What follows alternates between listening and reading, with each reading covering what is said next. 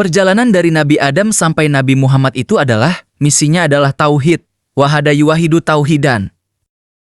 Nah, maka sebenarnya perjalanan manusia itu bukan pada sisi manusia. Maka itulah inadina indalah itu Islam. Jadi yang disebut Islam itu adalah pada saat agama itu din itu. Hubungan itu di sisi Allah. Selama ini ya pada saat umat Nabi Muhammad, 200 tahun setelah Nabi Muhammad wafat, muncullah kaidah-kaidah fikih. Maka disinilah sesungguhnya adalah telah terjadi kerancuan tadi semua. Sehingga agama itu dibalik. Menjadi di sisi manusia. Sebenarnya yang disebut Islam itu adalah aslama tadi semua. Maka sebenarnya apa yang diaslama adalah apa yang diserahkan. Karena aslama itu adalah kita harus berserah diri pada Allah supaya salima. Maka ditulislah tulisan Islam itu alif sin, lam oles mim. Seolah-olah perlambang dalam kitab Hazinatul Asror. Siapa yang harus, yang mau kembali pada Allah, yang mau kembali pada alif. Harus jalannya sin. Tidak bisa lewat, kecuali lewat jalan sin. Maka disinilah adalah pemahaman bagaimana sesungguhnya berbeloknya istilah. Tauhid menjadi fikih itu adalah justru setelah baginda Nabi wafat 200 tahun. Maka muncullah ulama para puhoha. Puhoha di sana termasuk Imam Mustaid, yang diawali dengan Imam Ja'far As-Sadiq. Mulailah dirumuskan bab salat. Bagaimana sih salat gitu? Kan tadi semua.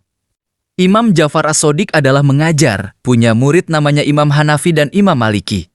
Dan Imam Maliki punya murid namanya Imam Syafi'i. Dan Imam Syafi'i punya murid namanya Imam Hambali. Nah, disinilah sebetulnya deviasi itu sudah mulai berjalan. Padahal dari Nabi Adam sampai pada Nabi Muhammad itu yang diajarkan itu adalah bukan bab fikih. Sebetulnya. Makanya seolah-olah kaya fikih itu tidak ada diajarkan kepada Nabi sebelum Nabi Muhammad tadi. Semua. Nah, inilah yang kita juga harus memahami. Secara bagaimana datangnya ibadah pada diri kita itu.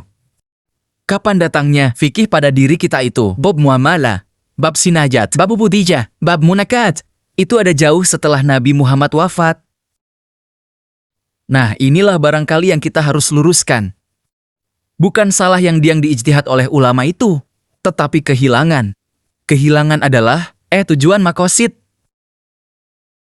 Jadi kehilangan substansi, kehilangan konsentrasi. Manusia terutama Islam dalam ibadah hanya terkonsentrasi pada bab tadi ibadah, sehingga lupa kepada yang diibadahi tadi subuh. Lupa pada Tuhan, maka tibulah hilafiyah pandangan. Pandangan yang berbeda di antara 4 imam. Di antara contoh adalah bab salat. Imam Hanafi itu nggak pakai Fatihah. Karena punya Imam Hanafi beranggapan bahwa tubuh saya ini udah Fatihah gitu. Kan tadi semua. Imam Maliki pakai Fatihah tapi tidak pakai Bismillah. Karena beliau beranggapan tubuh saya sudah Bismillah.